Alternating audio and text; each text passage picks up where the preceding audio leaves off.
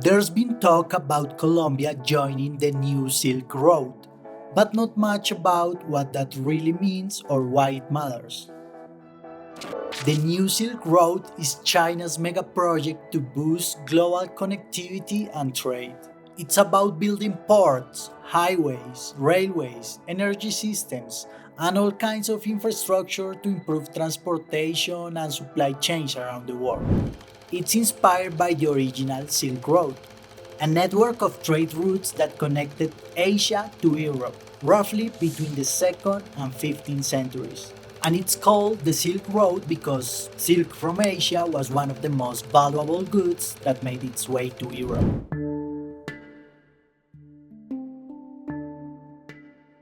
Now this new Silk Road, conceived by Xi Jinping, already has more than 150 countries. And here's the thing, almost all of them are in the global south, meaning developing countries. From the G7, only Italy was part of it, but they pull out because in Europe, the anti-China politics are beating out the economic interests.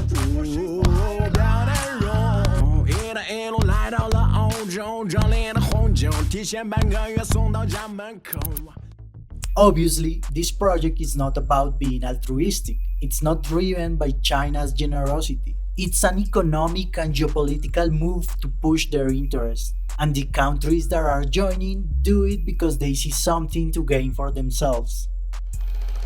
For China, it's about making allies, expanding its global reach, and pushing the win-win message.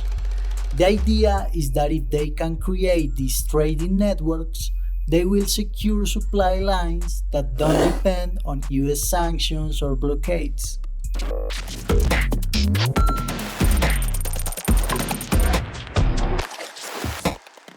Well, in Latin America it's different for a couple of reasons.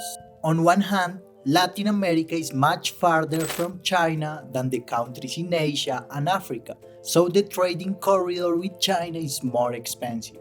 And of course, the continent wasn't part of the original Silk Road. But more importantly, Latin America is still largely considered the US backyard. This has been official for 200 years, ever since the Monroe Doctrine declared that Latin America was within the US sphere of influence and that no one else could mess it up there. The United States doesn't like other countries cooperating with China,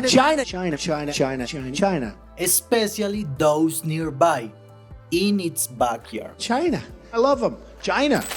So every Latin American country that joins is in a way making a small challenge to the US, saying, well, I want to develop trade routes and cooperation with China for the coming decades.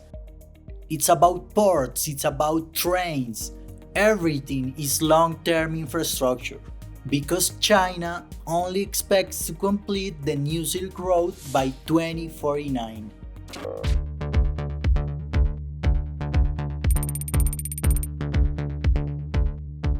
Honestly, I didn't expect Colombia to join the new Silk Road, as this is a country that has been very aligned with the US for a very long time.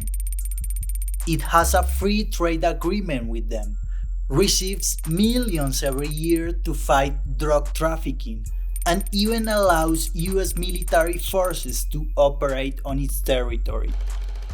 The US calls Colombia a strategic ally, a key partner in the region. And honestly, Colombia has always been very loyal, very committed to them, almost submissive. Today, Colombia hasn't officially joined the new Silk Road, but statements from both sides suggest it's just a matter of time to make it official. And perhaps even Colombia joining the BRICS Bank, which is led by Dilma Rousseff and also has China's financial interest behind it. So yeah, Colombia seems to be easing up a bit on its traditionally pro-US diplomacy.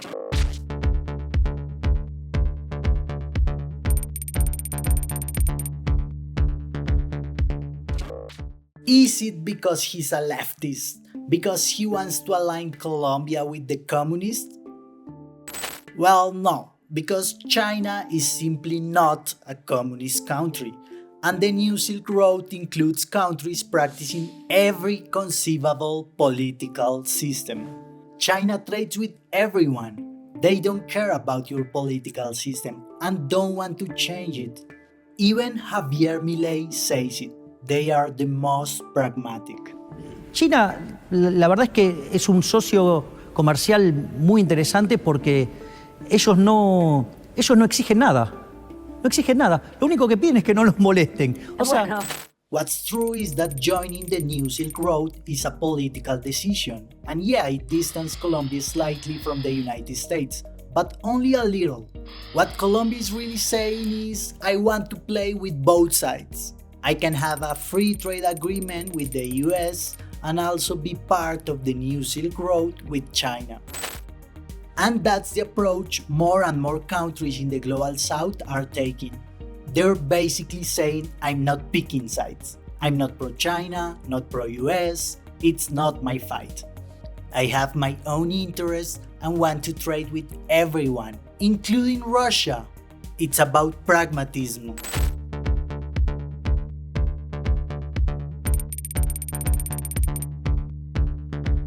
Well, first, let's see if they are allowed to join. Then it depends on what kind of deal the Chinese and Colombians actually negotiate. In theory, Colombia should gain infrastructure investments, maybe in energy, transportation, or anything else that makes trade more efficient. Right now, the Chinese are building Bogota's metro system, but Colombia hopes to dream bigger for future projects, like a megaport, an interoceanic railway, a high-speed train, or any other big project that China might help finance. For China, the benefit is clear. They're expanding their presence in the region, adding one more country to their trade network in the US backyard. China is boosting its relationship with Colombia and now calls them partners, even though they are aligned with its rivals.